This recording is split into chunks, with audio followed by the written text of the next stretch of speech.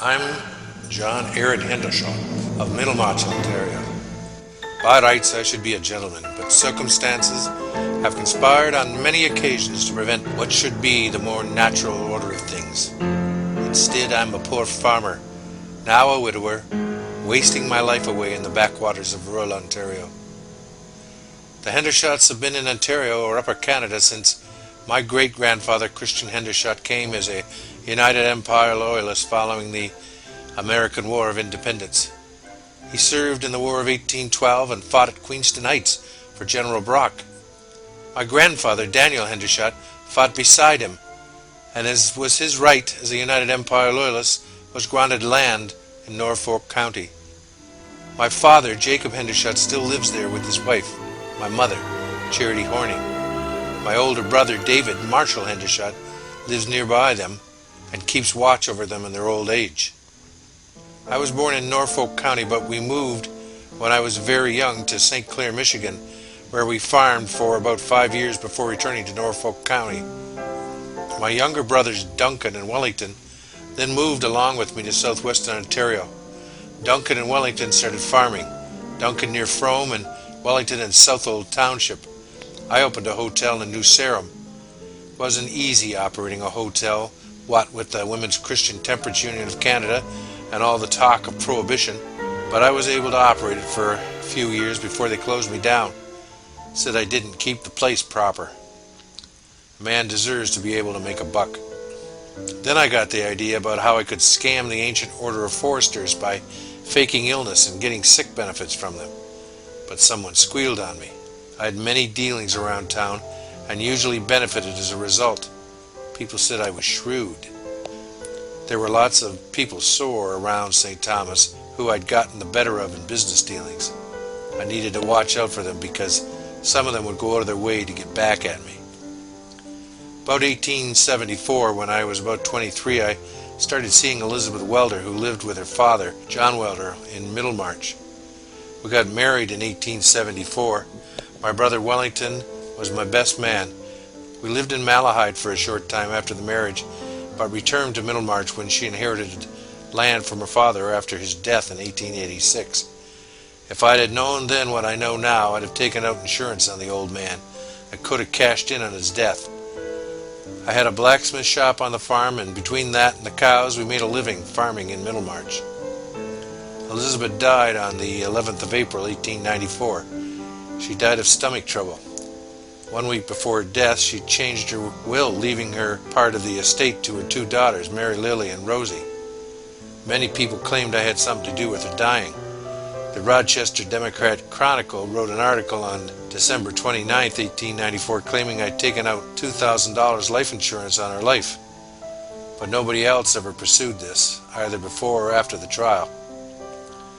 I begun reading the papers and hearing about how easy it was to get money by collecting on insurance policies.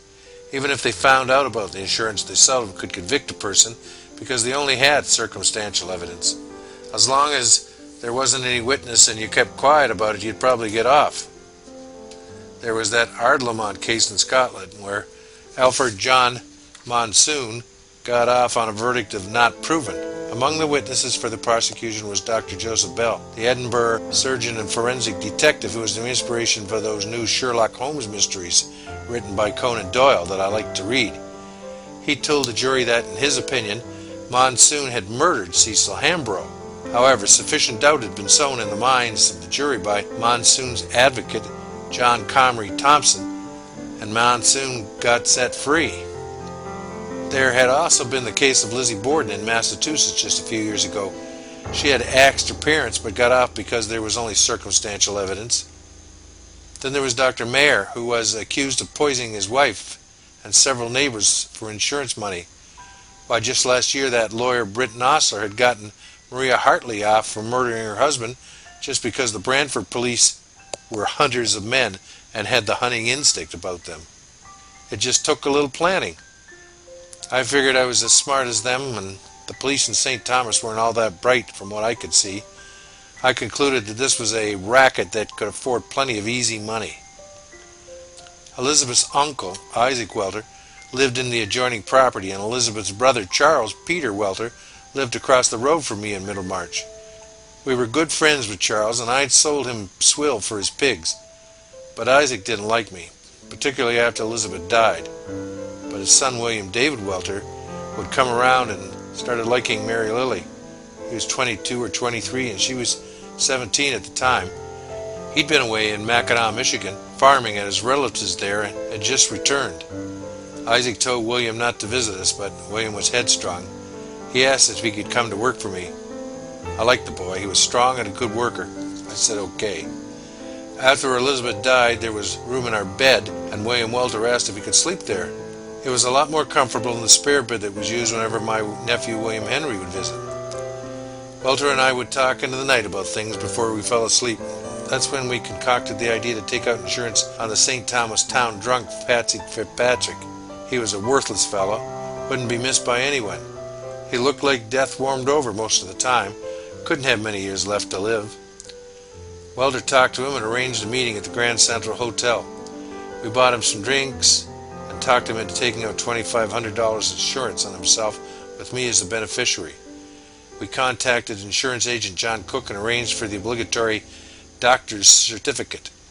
Dr. McClarty in St. Thomas wouldn't pass him, so we changed his name slightly and tried Dr. Duncombe.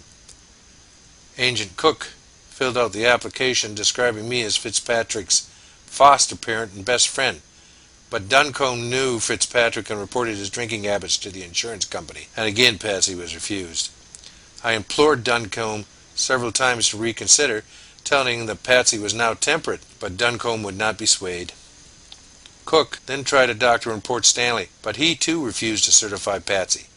Patsy was always drunk or hungover when we took him. We had to get him cleaned up before the examination, so I told him to brace up and get sober. The next day I picked him up and with Agent Cook went to see Dr. Merlatt in Elmer. We had Patsy sober enough, but his pulse was too low. Merlatt wouldn't pass him on account of that, so he took Patsy to the hotel for a drink to calm him down. This had the effect of lowering his pulse enough so that when we took him back to Merlatt, he agreed to pass him. I told Patsy when the policy came back we'd have a good time, and he could always count on me for a quarter or a dollar whenever he needed it. But the insurance company noticed a similarity in the names submitted to those we had previously submitted. They turned it down. Clearly, we need someone more reliable and in better health than Patsy. That happened in the fall of 1894. My nephew William Henry Hendershot, the son of my brother David Marshall, who lived in Norfolk County, asked if he could work for me. He had finished haying for John McLaughlin in Fingal, near my brother Duncan, and didn't want to go home to his father with whom he'd quarreled. I said I'd pay him $20 a month plus room and board. There was a spare room he could use. He moved in the 1st of December. Before moving in, he had visited me and stayed over from time to time. I thought he was kind of a clumsy boy, awkward, but still, he was a good enough worker. I had several chances to talk about the benefits of life insurance to him, and his uncle Duncan in Fingal, who'd visited often through the summer of 1894, had $2,000 in life insurance on himself. Insurance companies could only charge reasonable rates and pay maximum benefits if they kept accurate records of illnesses and longevity. This information allowed them to more carefully calculate the death risks for each of their policyholders. Even in the early days, insurance companies employed a number of doctors who conducted extensive research into the danger of diseases and compiled life expectancy tables. They also utilized their medical knowledge and equipment to more accurately determine the causes of death. Anyway, William Henry did better than that, taking out a policy of $5,000 with Covenant Mutual through agent John Cook in St. Thomas. All I figured I needed to do was to get the clumsy oaf doing something a little risky. He could easily get himself killed, maybe breaking in some new colt or something like that. Perhaps a tree could fall on him while he was chopping wood in Wardle's Woods. William Henry had been seeing Welter's cousin, Edith, who worked as a housemaid in St. Thomas. He indicated he was ready to marry her and find a place. He bought a wedding suit and had a necklace for her. He indicated he was going to change the beneficiary of the insurance policies from myself to her, but first he'd found a better deal on the insurance through Gilbert Roche. It was for $6,000 with the New York Mutual Reserve Fund. I lent him the money for this too, with myself as a beneficiary, of course. He was planning on canceling the first policy. For a brief period of time, there was $11,000 in life insurance on Will Hendershot with myself as the beneficiary. If something happened to him, all my problems would be over. I could live the life I deserved. I could get the respect I deserved. There wasn't much time, though, and I might need some help. Welder and I had become quite close, what with all our talks late into the night. He was growing quite fond of my daughter, Mary Lily. She was 19 now and quite good looking, like her mother, Elizabeth, had been when we met. He'd helped me get old Patsy Fitzpatrick to take out the insurance, but he might balk at this, even if I offered him a share of the insurance money. So I told him that Mary Lily had been talking to Will Hendershot, and I thought she kind of liked him too. Well, Welder really didn't care for Will Hendershot much before that, but that was enough to get his ire up. Together we came up with a plan to make it look like a tree had fallen on poor Will and killed him being as clumsy as he was. Welder was a strong man. He said he could easily overpower Will by himself. I'd be nowhere around. I'd made a plan to visit my sister Melinda in Eden, do some business along the way, take my daughter Mary Lily and Charles Welder in my Democrat. Welder could telegraph me when he finished the job, and I'd meet him at Ben Warden House and say to show Ostrander just how wealthy I'd become if Welder did his job on young Will. We got to Ostrander's between 4 and 5 in the afternoon. He was working in his blacksmith shop and told me to go down to the house. He'd be up when he was finished with his jobs. I told him we were just passing through on the way to Ketchbaugh's. Ostrander was always a little arrogant that way, but I'd soon get new respect from him with my newfound wealth. Ostrander's wife, Elizabeth, talked me into staying the night with them. Ostrander had business in Tillsburg, and I accompanied him there. When we returned about 10 p.m., the telegram, which had been delivered to Bob Ketchabaugh in Eden, had been brought over to Ostrander's. It read, "William Hendershot did. Come quickly." Ketchabaugh knew my brother William worked on the railroad, which was always a risky occupation. He asked Mary Lily whether it was him or young William had been killed. She said she didn't know. I hadn't considered this possibility. I needed to pretend as if I didn't know which one. Ostrander and I took the buggy to go to Ketchabaugh's to discuss it further. I mused to Ostrander about how it might have happened if it was young Will. Welter and I had devised several possible scenarios for committing the crime. Little did I realize how this musing would come back to haunt me at the trial, especially when I remarked that Will might have left his prized watch under the tree and been hit by the falling tree while attempting to save it. I got the telegram at Ketchabaugh's. It didn't state which Will was killed, so I told Ostrander that I didn't know which William the message was in reference to. I accidentally dropped one of the policies out of my pocket, which Ostrander picked up. He looked at it and said how much he wouldn't mind being the beneficiary of it. Then I pulled out the second one and showed him. $11,000 with me as the recipient. I was already feeling a kind of new respect from Ostrander. Mary Lily and I left Ostrander's early the next morning. We met a Mr. McGugan along the way home. He told us that it was young Will who'd been killed. We then stopped at the Penn Warden House in St. Thomas. We went upstairs to the sitting room. The proprietor's wife was there along with a Mr. Taylor who I had seen before but didn't know too well. After a time, Elizabeth Welter joined us. Mary Lily attended to sending the Ketchabaugh's notes outlining which Will had been killed. After about half an hour, Welter arrived with my brother David Marshall.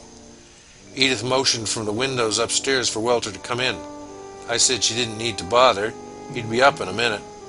Taylor had left by the time Welter came up. We didn't speak, what with Mrs. Bancroft and Edith Welter being there and all. Eventually I asked Welter how it had happened. He said the tree had fallen across Will's head and killed him. The silence was kind of strange, but I didn't know what we could say with witnesses in the room. We waited about 10 minutes and then left. Will's body had been moved to my shed, and Undertaker Kerr and his assistant were preparing it for the funeral to be held Tuesday in Fingal. Coroner Guston at St. Thomas had given approval for the body to be moved. At first he told Charles Welter, who had found him and told him about the accident, that no inquest would be necessary. Charles Welter and my brother David had arrived and stayed over at my house on Saturday night. Everybody visited Wardle's Woods the next day, but I didn't go even though my brother told me I should because there were reports of blood being found in places where it shouldn't be. I told him it might have been brought there by dogs fighting or carrying a piece of dead meat from a horse that had been killed nearby. I could see that my brother was becoming suspicious. He left to stay at Henry House's place after removing his son's trunk from Will's room. Over 300 people trampled to the woods on that Sunday following the accident.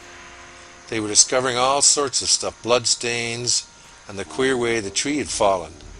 Constable Fairbrother from St. Thomas thought that Crown Attorney Donahue should go and look around. Donahue did and decided that an inquest should be called. I was beginning to think that maybe Welter hadn't done such a good job of it.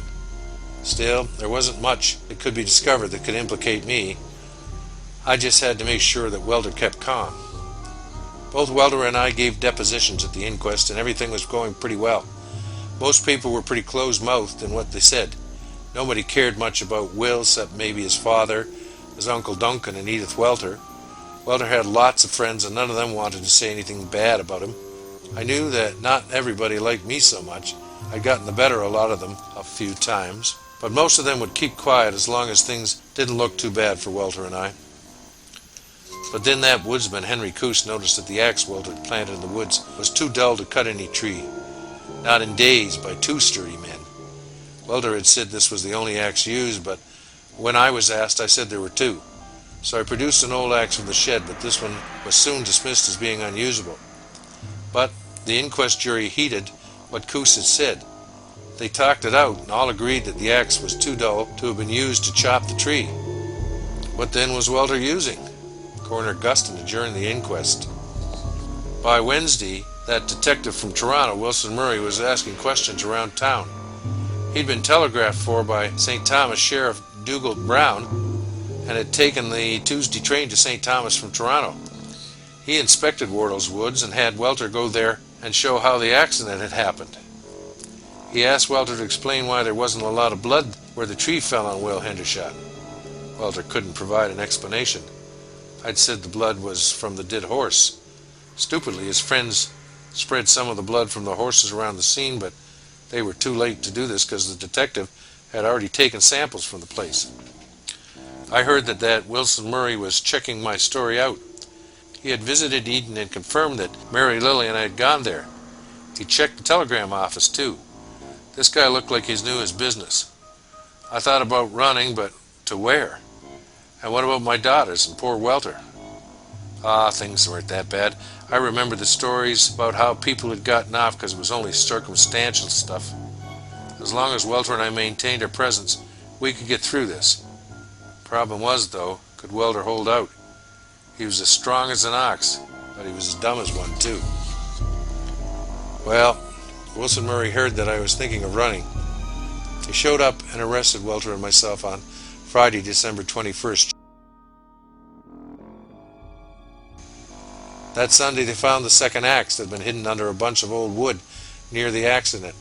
It had blood stains on it, but they couldn't tell whether it was human or horse's blood. Welter's father, Isaac, retained Norman MacDonald to defend him. I got John A. Robinson to defend me. They were really partners. We talked about how to proceed. It was clear that we shouldn't testify in our own defense.